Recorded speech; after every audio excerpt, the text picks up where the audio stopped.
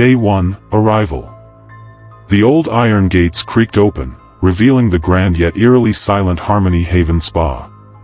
A shiver ran down my spine as I parked my car, the setting sun casting long shadows over the decaying facade. This place had a history, one that the locals whispered about with wide eyes and trembling voices. I was here to uncover that history, to find the truth behind the hauntings that had plagued this once luxurious retreat. As a paranormal investigator, fear was no stranger to me. But something about Harmony Haven felt different. The air was heavy with an unspoken dread, and I couldn't shake the feeling that I was being watched. I gathered my equipment, took a deep breath, and walked toward the entrance. Day 2, First Encounter. The first night was quiet, almost too quiet. I set up my cameras and motion sensors, documenting every corner of the spa.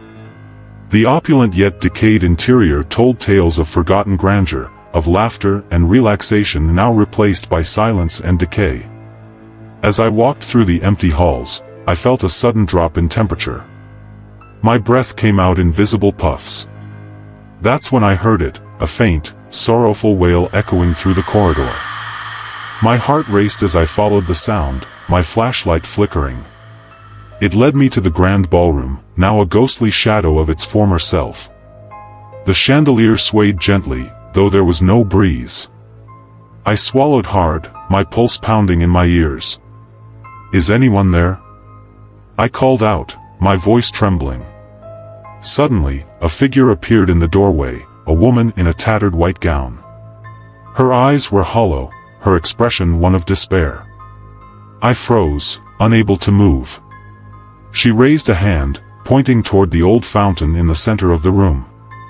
Then, she vanished. Day 3, the history unfolds. Determined to uncover more, I dove into the spa's history. Harmony Haven had been built in the late 1800s, a luxurious getaway for the elite. But it all ended in tragedy when a fire broke out, trapping many inside. The bodies were never recovered, and the spa was abandoned, left to rot with its ghosts. As night fell, I returned to the ballroom.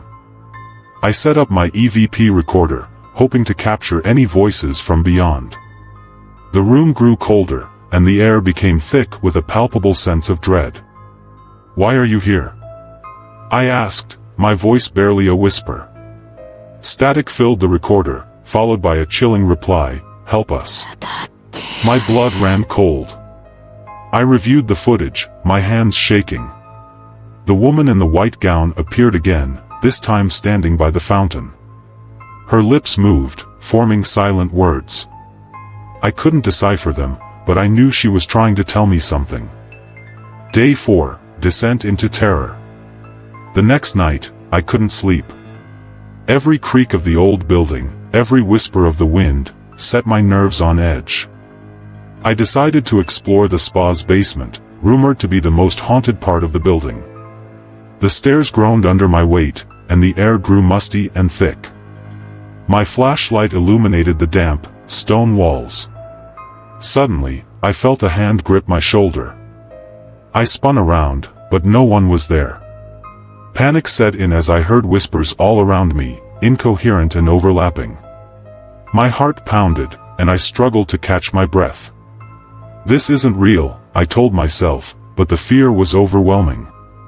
I stumbled into a small room at the end of the corridor.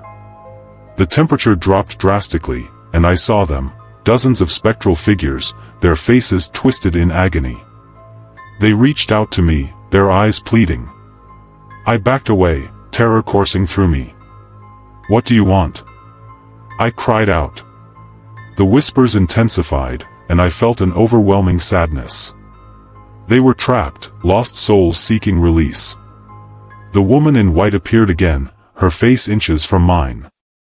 "Free us," she whispered. Day 5, the final confrontation. Determined to end their suffering, I researched ways to cleanse the spa. Armed with sage and holy water, I returned to the ballroom. The atmosphere was oppressive, the spirits restless. I lit the sage, chanting prayers for their release. The room shook, and the chandelier swayed violently. Shadows danced on the walls, and the woman's spirit appeared, her expression desperate. I sprinkled holy water on the fountain, and a blinding light filled the room. The spirit screamed, a chorus of anguish and relief. When the light faded, the room was silent. The oppressive weight had lifted, and the air felt lighter. I reviewed the footage one last time. The spirits were gone, their torment ended. Harmony Haven was still and silent, no longer haunted by its tragic past. As I drove away, the morning sun rose, casting a warm glow over the spa. I felt a sense of peace, knowing I had helped those lost souls find rest. But the memories of Harmony Haven would stay with me forever, a chilling reminder of the thin veil between our world and the next.